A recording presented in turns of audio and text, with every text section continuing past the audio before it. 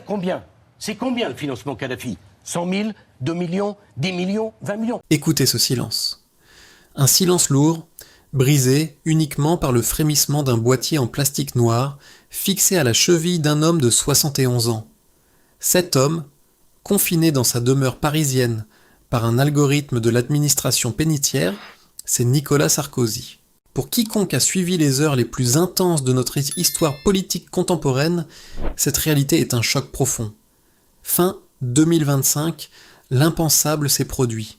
L'ancien chef de l'État a franchi les portes de la prison de la Santé pour y subir 20 jours d'isolement total. Au-delà du verdict juridique, c'est le crépuscule d'un destin, la confrontation brutale d'un homme qui a régné sur une puissance nucléaire avec la finitude absolue de son pouvoir. Le contraste avec mai 2007 est saisissant. Souvenez-vous de son arrivée à l'Élysée, ce pas de course, cette énergie nerveuse qui bousculait la solennité de la fonction. Après la majesté distante du général de Gaulle, la lenteur calculée de François Mitterrand et la rondeur feutrée de Jacques Chirac, Sarkozy imposait une véritable rupture thermique. Il était l'homme pressé, le président hyperactif, persuadé de pouvoir plier l'économie, la géopolitique et les institutions à la seule force de sa volonté. Il saturait l'espace médiatique, incarnant une illusion d'invincibilité que l'on pensait gravée dans le marbre de la Ve République. Pourtant, en cette année 2026, la gravité a rattrapé le colosse. L'appareil d'État qu'il a si longtemps dirigé s'est retourné contre lui avec la précision d'un métronome. Pour un esprit forgé par la domination et le mouvement perpétuel, l'immobilité forcée d'une assignation à résidence constitue une épreuve psychologique absolue. C'est le moment où le masque de l'invincibilité se fissure, laissant apparaître la vulnérabilité d'un homme privé de son principal carburant, l'action. Au micro du podcast Les Lueurs, en ce mois de juillet 2026, il a d'ailleurs prononcé 5 mots qui résonnent comme un épitaphe. Ce n'est plus pour moi. Ces paroles, dites avec une gravité monochrome, marquent l'abdication intime du plus grand fauve de la droite française. Sagesse acquise au prix des larmes ou épuisement d'un combattant cerné par les spectres de son passé. Pour comprendre comment cet homme, autrefois si puissant, en est arrivé là, il nous faut remonter à la source de son ambition. Là où la blessure secrète d'un enfant s'est transformée en une fureur de vaincre. C'est précisément dans les secrets de cette jeunesse et dans Caï, sentiment d'être un éternel outsider, que s'est forgée l'armure du futur président, une armure construite sur le refus du mépris et la conquête absolue du respect. Oubliez un instant le président ou l'avocat international. Regardez l'enfant qu'il était dans les années 60. Nicolas Sarkozy n'est pas né dans les berceaux feutrés de la haute bourgeoisie d'État. Son moteur initial n'est pas l'héritage tranquille d'un nom illustre gravé dans les tables de la République. Son histoire est celle d'une faille intime, d'une fracture narcissique profonde, qui va devenir, au fil des décennies, le véritable carburant d'une ambition hors norme. Au centre de ce séisme intérieur se trouve une figure absente, lointaine, presque mythologique, celle de son père, Pál Sarközy de Nagy Boxa. Cet aristocrate hongrois exilé, homme d'un charme dévastateur, mais d'une grande volatilité, abandonne le foyer familial. Pour le jeune Nicolas, ses frères et leur mère, cet abandon ne se traduit pas seulement par un vide affectif immense.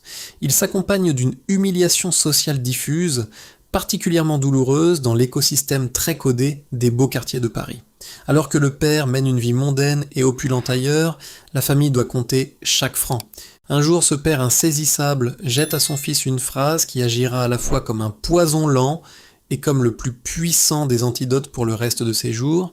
« Avec ton nom et tes notes, tu ne réussiras jamais en France. » Au lieu de terrasser l'adolescent, ce verdict paternel va allumer un incendie intérieur que rien, ni les palais nationaux, ni les honneurs, ne parviendra jamais à éteindre. Toute la vie de Sarkozy sera une réponse Jong-Kung, agressive et obsessionnelle à cette provocation initiale. Cette condition d'outsider va définir chacun de ses choix. Contrairement à ses rivaux de la droite traditionnelle, comme Dominique de Villepin, l'incarnation du patricien républicain, Nicolas Sarkozy ne foulera jamais les tapis de l'École nationale d'administration. Pour cette élite technocratique, ne pas être énarque est une tare rédhibitoire.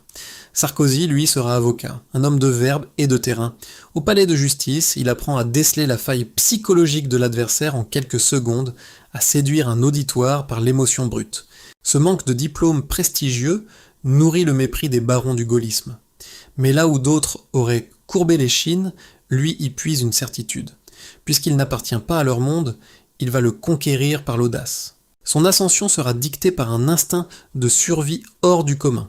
En 1983, à 28 ans, il s'empare de la mairie de Neuilly par surprise. Mais le grand séisme se joue en 1995, l'année de sa première trahison historique. Il abandonne son mentor Jacques Chirac pour Édouard Balladur. Chirac l'emporte et le bannit. Loin de sombrer, ce désert politique forge sa cuirasse. À son retour place Beauvau en 2002, il impose une fermeté médiatique inédite, parlant directement au peuple avec des formules choc. C'est l'acte de naissance de la rupture qui le mènera à l'Élysée en 2007. Mais alors qu'il touche enfin ce pouvoir suprême tant convoité, le destin va lui rappeler que les grandes victoires exigent les sacrifices les plus intimes. Imaginez l'absurdité tragique de cet instant, mai 2007. Nicolas Sarkozy réalise enfin le rêve absolu pour lequel il a sacrifié chaque seconde de son existence depuis sa jeunesse. Il est le maître de la France. Pourtant, derrière les dorures du palais de l'Élysée, le triomphe a un goût d'inachevé.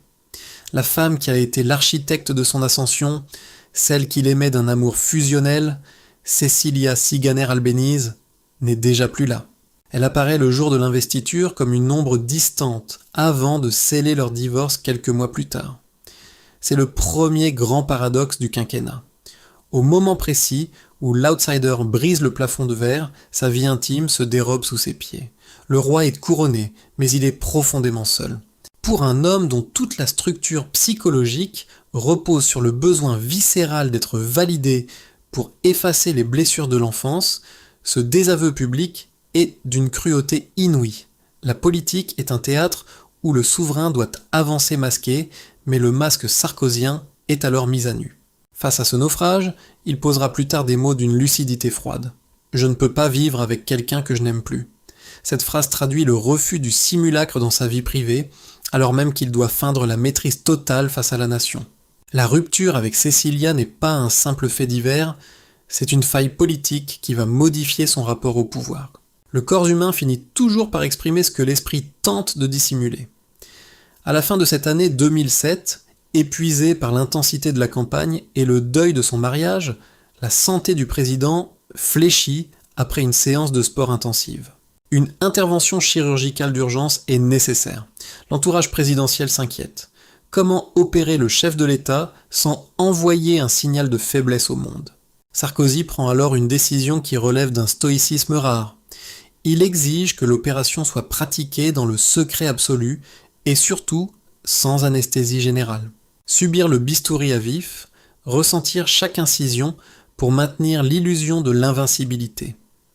C'est ici que prend tout son sens sa formule. L'idée de la douleur est souvent pire que la douleur elle-même.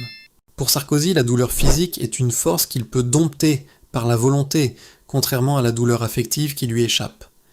En refusant l'anesthésie, il réaffirme sa maîtrise sur son propre corps au moment où sa vie personnelle lui glisse entre les doigts. Pour combler ce vide et reconstruire son armure, il va orchestrer une nouvelle rupture narrative. L'entrée en scène de Carla Bruni, icône de la mode et de la chanson, va offrir à son quinquennat une toute autre grammaire. Ce n'est plus l'histoire d'un président abandonné, mais celle d'un homme capable d'amener le glamour international au sommet de l'État. Mais derrière l'éclat des tapis rouges, la fêlure demeure. Le pouvoir est devenu son unique refuge, une forteresse qu'il faut défendre à tout prix. Cette quête éperdue de contrôle allait pourtant l'aveugler, le poussant à franchir les lignes rouges du financement électoral pour conserver en 2012 ce pouvoir devenu indispensable à sa survie psychologique. Entrons maintenant dans la phase la plus sombre de cette tragédie politique, celle où l'ambition se transforme en aveuglement. Nous sommes en 2012. Pour Nicolas Sarkozy, le pouvoir n'est plus seulement un instrument pour réformer la France. C'est son oxygène, son unique rempart contre le vide affectif et les spectres de son passé. Face à lui se dresse François Hollande, un homme qu'il méprise ouvertement, qu'il qualifie en privé de bureaucrate sans envergure. Pour l'orgueil démesuré de Sarkozy, perdre la présidence est une perspective impensable, mais perdre face à Hollande serait une humiliation totale, un second abandon qu'il refuse de s'infliger. C'est dans cet état d'esprit, guidé par une hubris hors norme, qu'il se jette dans la campagne de 2012 comme on entre dans une guerre totale. Il veut tout saturer, multiplier les meetings pharaoniques, écraser l'adversaire sous une débauche de moyens logistiques. Mais la démocratie française possède ses règles, notamment un plafond strict pour les dépenses de campagne, conçu pour garantir l'équité du scrutin. Emporté par la fureur de vaincre, Sarkozy ignore les alertes de ses comptables. Pour masquer l'explosion des coûts, un système d'ingénierie financière occulte se met en place à son insu ou avec sa complicité passive. L'affaire Big Malion. Des millions d'euros de dépenses de campagne sont camouflés derrière de fausses factures émises par une société événementielle. Le piège vient de se refermer. La défaite de mai 2012 est un coup de massue, mais le véritable calvaire commence après son départ de l'Élysée. Privé de son immunité présidentielle, l'ancien chef de l'État voit l'institution judiciaire, qu'il a si souvent bousculée, cerner sa citadelle. C'est le début d'une paranoïa du pouvoir qui va le pousser à commettre l'erreur de trop. Se sachant surveillé, Nicolas Sarkozy adopte les réflexes d'un homme traqué. Il se procure un téléphone portable secret, acheté sous une fausse identité. Le pseudonyme désespérément célèbre de Paul Bismuth. Imaginez la mimésis psychologique, un ancien président de la République française, grand ordonnateur de l'État, réduit à utiliser une ligne clandestine pour s'entretenir avec son avocat, Thierry Herzog, afin d'obtenir des informations confidentielles auprès d'un haut magistrat sur les enquêtes qui le visent. Ce n'est plus de la politique, c'est un thriller psychologique où la peur de la déchéance dicte chaque décision. Lorsque l'affaire des écoutes est révélée, l'onde de choc est immense. Ce que la justice lui reproche alors, ce n'est plus seulement une dérive financière de campagne, c'est une tentative d'altérer la neutralité même de l'institution judiciaire. Sarkozy se défend avec la rage d'un fauve blessé, criant au complot politique, mais l'engrenage est enclenché et chaque mouvement pour se libérer ne fait que resserrer les liens du piège. Pourtant, les tourments des affaires Big Malion et Paul Bismuth n'étaient que le prologue d'une tempête bien plus dévastatrice, un cyclone géopolitique venu des sables de Tripoli qui allait définitivement sceller son destin. Plongeons maintenant au cœur du dossier le plus vertigineux, celui qui dépasse les frontières de l'Hexagone pour s'ancrer dans les sables mouvants de la géopolitique mondiale, l'affaire libyenne.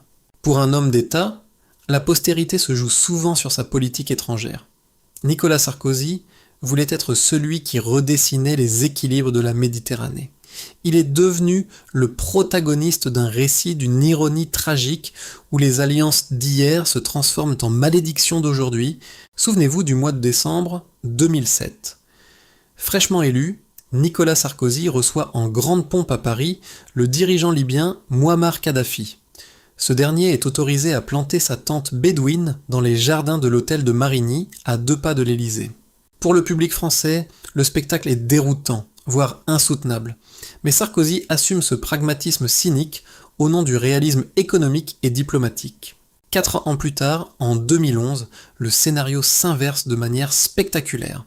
C'est ce même Nicolas Sarkozy qui prend la tête de la coalition militaire internationale pour renverser le régime de Tripoli. Devant les caméras du monde entier, il se pose en libérateur du peuple libyen. Pourtant, derrière cette posture de héros humanitaire, une ombre toxique commence à s'étendre. Des rumeurs, puis des documents, et enfin des témoignages accablants surgissent, évoquant un pacte occulte conclu en coulisses. La justice française soupçonne l'impensable. La campagne présidentielle victorieuse de 2007 aurait été partiellement financée par des millions d'euros en provenance occulte du régime libyen. Pour l'opinion publique, et en particulier pour notre génération qui a une certaine idée de la dignité présidentielle, cette accusation touche au sacré. On ne parle plus ici de dépassement de frais de réunion, mais d'une suspicion d'atteinte à l'indépendance nationale. La chute symbolique atteint son paroxysme à la fin de l'année 2025, lorsque le tribunal correctionnel de Paris prononce un verdict d'une sévérité historique condamnant l'ancien président pour des faits de corruption et de financement illégal. Tout au long de l'année 2026, au fil des procédures de recours et des déclarations médiatiques combatives, Sarkozy n'a cessé de crier son innocence, dénonçant une machination et l'absence de preuves matérielles indiscutables. Mais pour l'homme de pouvoir, le mal est fait. L'armure de l'outsider invincible est définitivement brisée. Le traumatisme est avant tout intime. Pour cet esprit nourri par le besoin obsessionnel de respect et de grandeur, être associé dans les manuels d'histoire aux valises de billets d'un régime autoritaire est la pire des déchéances. L'homme qui avait tout mis en œuvre pour effacer l'humiliation de son enfance se retrouve prisonnier d'un stigmate infâme. Sa trajectoire, commencée dans la fureur de vaincre, semble alors s'enfoncer irrémédiablement dans les abîmes judiciaires. Pourtant, c'est précisément au fond de ce gouffre, dépouillé de ses illusions de toute puissance et confronté à la solitude absolue de la cellule, que l'ancien président va entamer sa dernière et plus surprenante métamorphose. Nous voici arrivés au dernier acte de ce destin hors norme, le moment où la tempête s'apaise pour laisser place à l'introspection la plus profonde. Entre les murs austères de la prison de la santé, l'horloge ne tourne plus au même rythme. Pour Nicolas Sarkozy, cet homme que nous avons connu si pressé, si électrique, ce silence forcé a été le plus grand des vertiges. Lui qui courait sur les plages, qui enchaînait les sommets internationaux et saturait l'espace médiatique, s'est retrouvé confiné dans l'espace géométrique d'une cellule. C'est là, dépouillé des artifices du protocole et de l'illusion de la toute-puissance, qu'une métamorphose inattendue s'est opérée. Face à la justice et à la rigueur de la détention, l'ancien président a choisi de ne pas sombrer dans l'amertume stérile. Pour un homme de verbe et d'action, le seul moyen de reprendre le contrôle de son existence était de prendre la plume. En écrivant ses mémoires de captivité, il n'a pas cherché à rédiger un énième manifeste politique, mais un véritable document humain, une tentative de posséder sa propre fin plutôt que de la laisser dicter par les tribunaux ou les gros titres des journaux. C'était sa manière à lui, viscérale, de rester l'architecte de sa propre légende. Le point d'orgue de cette reconstruction intérieure est apparu au grand jour en ce mois de juillet 2026.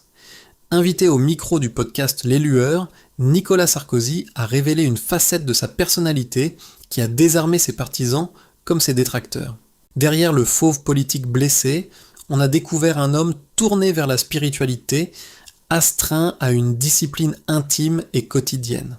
La lecture de 8 pages de la Bible chaque jour. Loin des caméras, cette routine est devenue son ancrage, sa forteresse morale face aux vagues judiciaires qui continuent de déferler. En revisitant les épreuves de sa vie, de ses blessures d'enfance aux coulisses de son pouvoir déchu, il semble avoir trouvé une forme de paix chrétienne, résumée par sa vision du destin comme une succession d'épreuves nécessaires pour éprouver l'âme humaine.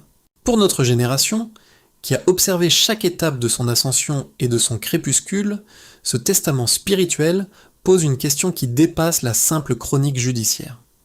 Nicolas Sarkozy reste un miroir tendu à la société française, un homme qui a incarné les ambitions, les audaces, mais aussi les dérives d'une époque saturée par l'image et le culte de l'action immédiate. Nous arrivons au terme de cette grande fresque politique et psychologique. Vous qui avez traversé ces décennies d'histoire contemporaine, vous qui vous souvenez de l'énergie de 2007 et des tempêtes qui ont suivi, quel regard portez-vous aujourd'hui sur cet homme ? L'histoire doit-elle retenir de Nicolas Sarkozy la figure d'un président réformateur, courageux et bousculé par l'adversité, ou le symbole d'une dérive de l'autorité et des institutions ? Votre avis est précieux, car il est le reflet de notre mémoire collective. Si cette analyse approfondie et sans concession vous a captivé, je vous invite à laisser un pouce bleu, à partager cette vidéo avec vos proches et surtout à vous abonner à la chaîne. En activant la cloche, vous soutenez un travail d'analyse rigoureux et indépendant et vous vous assurez de ne manquer aucun de nos prochains rendez-vous avec les grands destins qui ont forgé notre époque. Écrivez votre sentiment dans l'espace commentaire ci-dessous, je prendrai un grand plaisir à vous lire et à vous répondre.